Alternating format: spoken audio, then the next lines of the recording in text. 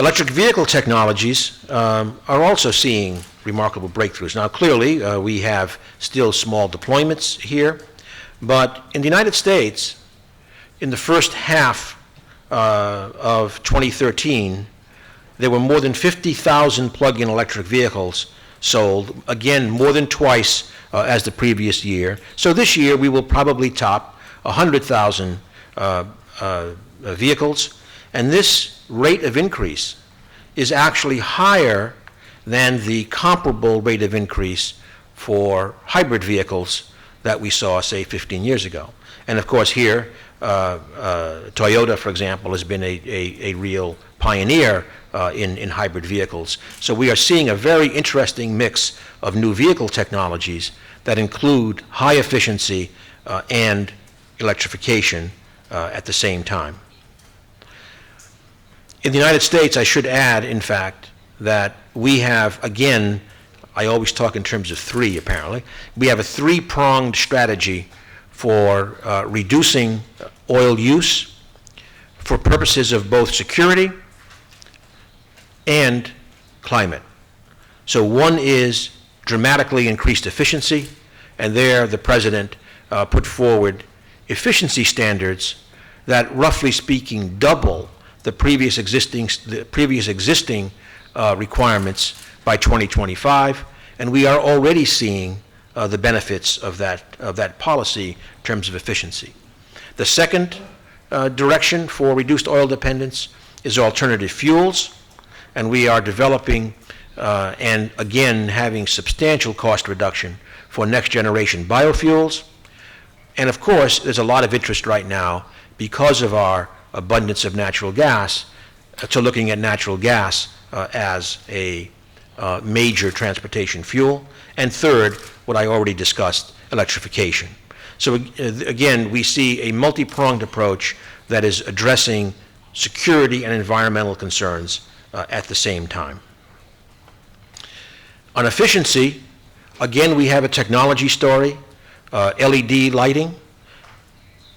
The costs of LED lighting have dropped by about a factor of 5 in only a few years, once again leading to enormous deployment. In fact, today, well, actually, I'll say about a month ago, we released a report that showed the drop of a single LED bulb from about $50 in the United States to about $15.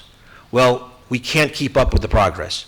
Within 2 weeks, Walmart announced it would be selling some LEDs below $10, dropping very, very, very rapidly. And the lifetime energy savings for U.S. energy costs, which are not the highest in the world, as you well know, but even for the United States, the lifetime energy saving cost for that one LED light fixture is about $125.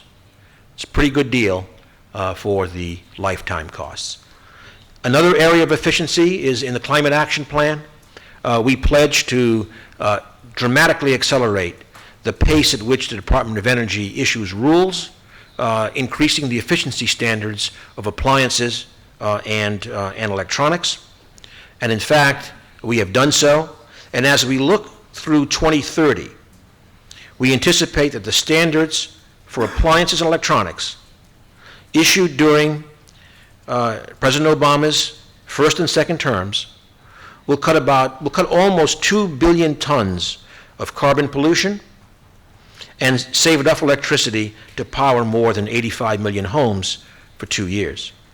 Now, Japan is also already a world leader in energy savings and energy efficiency, and this is again an area for great collaboration. And I would just say that I think energy efficiency, demand-side management, is an essential item if we are to meet our carbon goals going forward. Now, again, Japan is and will be an important partner in promoting global climate change solutions, and we will continue to work closely with Japan and deepen our collaboration. The Clean Energy Policy Dialogue is one mechanism for that discussion, and it's a place for us to coordinate our clean energy policies and technical activities. Through the Energy Policy Dialogue, For example, we have coordinated activities in an Okinawa-Hawaii Clean Energy Partnership, focusing on island technology solutions. Under the Tohoku Green Communities Partnerships, we've hosted government and business representatives from the Tohoku region at DOE's National Renewable Energy Laboratory, as well as Greensburg, Kansas, a town that had been devastated by a tornado and then rebuilt using clean energy and technologies with DOE support. So we hope that we have provided some ideas and images for revitalizing areas in Tohoku damaged by the great earthquake and tsunami with clean energy. Microgrids, I already mentioned a little bit about that. U.S.-Japan collaboration could stand as a model for other countries looking for climate-resilient solutions. Microgrids, as I alluded to earlier, have the potential not only to promote the use of renewable energy sources, they can help communities recover from natural disasters that are becoming more frequent with increasing global warming. The ability of microgrids to do this was demonstrated in Japan in March 2011 when a microgrid serving facilities at the Tohoku Fukushi University in Sendai was able to continue supplying power and heat to customers while other power supplies in the region were disrupted by damage from the earthquake. So achieving greater resiliency of Japan's power grid is also one of the lessons learned from the March 2011 earthquake. In the United States, we have embarked on a major effort, as I noted earlier, to develop microgrid technology to provide the same kind of resilience. Fuel cells, another area where Japan is at the forefront in developing hydrogen and fuel cell commercialization, with major companies, including Panasonic and Toshiba, installing several thousand residential fuel cells operating on natural gas, and Toyota, Honda, and Nissan planning commercial fuel cell vehicles in the next few years. DOE's Fuel Cell Technologies Office works closely with Japanese researchers and companies in these areas, including the development of codes and standards. A prime example is the nearly decade-long support the DOE laboratories have provided on hydrogen technology applications to the Institute of Carbon Neutral Energy Research, a partnership between Kyushu University and the University of Illinois. Together, our researchers are accelerating development of fuel cell electric vehicles. So we really have tremendous collaboration and tremendous promise in these areas of renewable technologies. Let me turn to fossil fuels. As you know, natural gas burns cleaner than other fossil fuels, releasing about half of the CO2 compared to coal, for example. And the United States, the abundance of shale gas has played a very important role in increasing our energy security, decreasing our energy imports, decreasing our CO2 emissions, and providing a bridge fuel to the clean energy technologies of tomorrow. Thanks to shale gas, the U.S. is again the largest gas producer in the world. And this revolution has come as the result of years of public-private partnership, starting with Department of Energy research in the late 1970s, passing to demonstrations by private companies, supported again in a public-private partnership, and now, of course, the deployment of these technologies to extract shale gas from rather deep formations. As I already said, the all-of-the-above strategy means that we will continue to emphasize clean fossil fuels in the President's Climate Action Plan. Now, we recognize, as was already stated, Japan's interest in LNG exports from the United States, and two projects with strong engagement from Japanese customers, the Freeport and Cove Point applications have been conditionally approved. Another one, Cameron, is now second in our queue for looking at licenses. I do want to, I think we know that many in Japan are extremely happy with these developments, looking forward to LNG exports to Japan.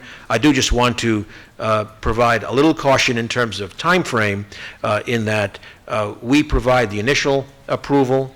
This then goes to the Federal Regulatory Commission for environmental review, comes back to DOE.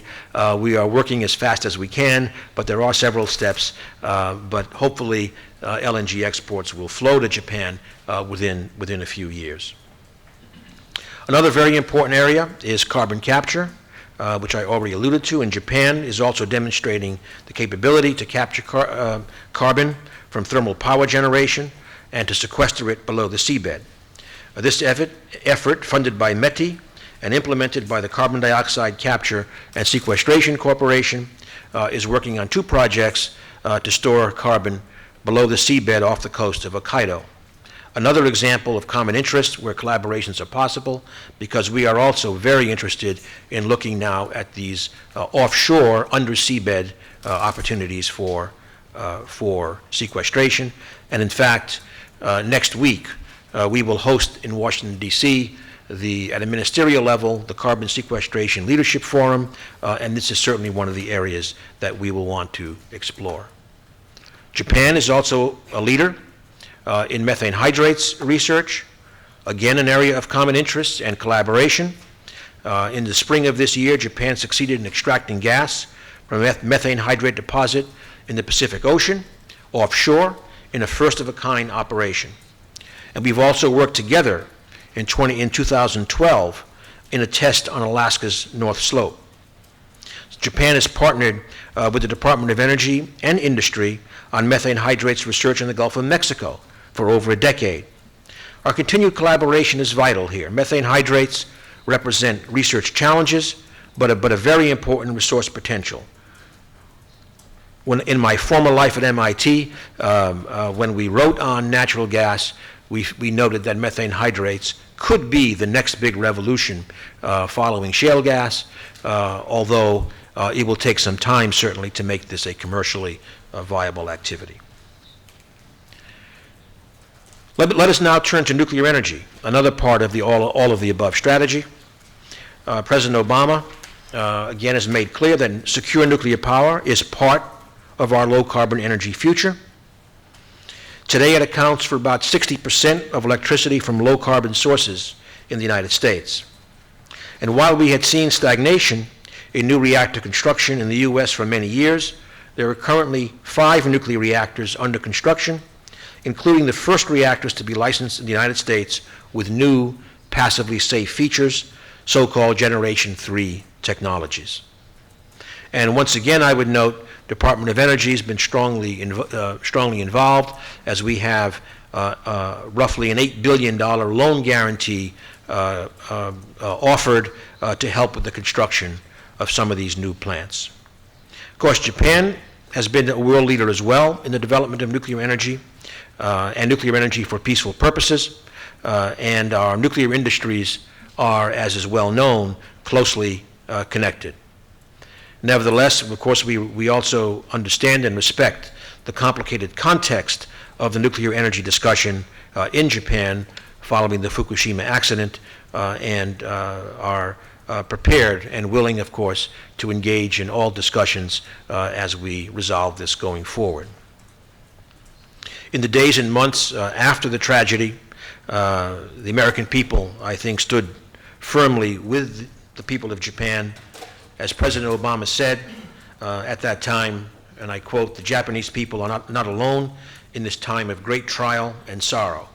Across the Pacific, they will find a hand of support extended from the United States as they get back on their feet." So from the beginning of the Fukushima accident, the United States worked to support the government of Japan in the immediate response efforts and in recovery, and are prepared to do so as well in the cleanup and decommissioning activities that will still take quite some time in the years ahead. The Department of Energy, within days of the accident, sent a team of 34 experts and more than 17,000 pounds of equipment in support of the efforts to manage the crisis. We deployed our aerial measuring system and consequence management response teams to assist the government of Japan with radiation measurements, and our environmental management team has leveraged and made available the experience and technology from the Department of Energy and our national laboratories to the Tokyo Electric Power Company, TEPCO, for its decommissioning activities, including groundwater management and treatment and disposal of contaminated water. Our national laboratories have established a direct relationship with TEPCO to provide analysis and experts to support these efforts. We expect the relationship in the area of decommissioning between TEPCO and our national laboratories to expand and deepen in the coming years. Just as the tragic event had global consequences, the success of the cleanup also has global significance. So we all have a direct interest in seeing that the next steps are taken well and efficiently and safely. American companies have extensive experience in dealing with large, complex cleanup and decommissioning projects, more than we like, in fact, at the Department of Energy. Some of our companies have worked closely with TEPCO and Japanese business counterparts on Fukushima decommissioning activities since the days immediately following the accident in March 2011. And our decommissioning and decontamination industry, again, stands ready to support the Japanese government and TEPCO on decommissioning activities and contaminated water challenges should Japan need their help. As Japan continues to chart its sovereign path forward on the cleanup at Fukushima and works to determine the future of their energy economy, the United States is ready to assist our partners in this daunting task. In 2012, the United States and Japan created the Bilateral Commission on Civil Nuclear Energy to strengthen our strategic and practical engagement on Fukushima cleanup, emergency response, nuclear safety regulatory matters, civil nuclear R&D, and nuclear security and nonproliferation. In all these areas, it's critical that we achieve concrete results. We welcome the Japanese government's decision to increase its direct involvement in the cleanup efforts at Fukushima Daiichi and to reach out for assistance following the recent contaminated water incidents at the site. The International Research Institute for Decommissioning, IRID, on behalf of the Japanese government, recently published a request for information to solicit international technology, knowledge, and experience to help address the water challenges at Fukushima Daiichi. This is an excellent first step toward establishing international collaborations to support cleanup. Our DOE National Laboratory staff are supporting IRID's review of the information collected. We know that TEPCO and the Japanese government are facing significant challenges from contaminated water, but we should not lose sight of the fact that TEPCO has continued to work on spent fuel removal activities while addressing these water challenges. I understand that TEPCO will begin to remove spent nuclear fuel from Unit 4 on schedule in mid-November. This will be a significant milestone for TEPCO and the Japanese government and a significant step in the process of decommissioning the site. With respect to nuclear safety and regulation, we would also like to commend the government of Japan for establishing the new Nuclear Regulation Authority in the wake of the Fukushima crisis. An independent and transparent regulatory authority is essential for ensuring the safety of any nuclear program. It's important for all of us to continually examine our national programs so that regulatory independence is practiced and protected. As we have learned in the United States, integrating lessons learned into the overall regulatory approach is the next step in a steady process that will ensure the appropriate prioritization of actions and long-term sustainability. We've seen evidence of the NRA taking those lessons learned into consideration as it reviews Japanese applications for reactor restarts. In the United States, we experienced a Three Mile Island accident in 1979, and we learned a great deal from that experience. Those lessons have translated into high public confidence in nuclear power, and I believe that nuclear power can follow a similar trajectory in Japan. We cannot lose perspective of nuclear power as a clean, reliable source of baseload while recognizing that each nation will make its own choices on how to meet its low-carbon obligations. As our President has repeatedly stressed, we need an all-of-the-above strategy to maximize our use of all clean energy sources and reduce our carbon emissions. And the President, as I said earlier, definitely includes nuclear power as one part of that all of the above strategy. Let me turn briefly and move to the end of my remarks on nonproliferation. Japan and the United States have a shared commitment to preventing the proliferation of nuclear weapons. From the foundations of the Non-Proliferation Treaty, we've worked together to build an effective global non-proliferation regime and to address challenges from North Korea, Iran, and others. While the Nuclear Security Summit framework launched by President Obama, within that framework, we are collaborating closely to strengthen international standards, improve security of nuclear materials, and convert or dispose of nuclear materials that could pose a proliferation or terrorism risk. Just as Japan has led in the development of peaceful nuclear power, so too Japan is among the world's leaders against the proliferation of nuclear weapons. The United States continues to believe the separation of plutonium needs to be in balance with a corresponding pathway for the eventual consumption or disposition of that material, and we realize the challenges that Japan faces in this regard, given the uncertain future of nuclear power. Nevertheless, we have welcomed Japan's long-standing support for this principle of balance between plutonium separation and consumption, and emphasize the importance of developing plans that will remain consistent with this policy. Japan also has an opportunity to lead by ratifying the Convention on Supplementary Compensation for Nuclear Damage, or CSC. Japan's ratification of the CSC will bring the convention into force and facilitate U.S. commercial participation in Fukushima cleanup and decommissioning, and of course it will facilitate our U.S. and Japanese activities in international nuclear commerce. It will also set a leadership example for other countries in the Asia-Pacific region and around the world, and reinforce the CSC as a global nuclear liability norm. I believe that, as in so many other areas, Japan and the U.S. are fundamentally aligned on these issues, and will move forward together. So in concluding, I say again, the United States is a Pacific nation with a long history and deep relationships with many countries in this region, most especially Japan.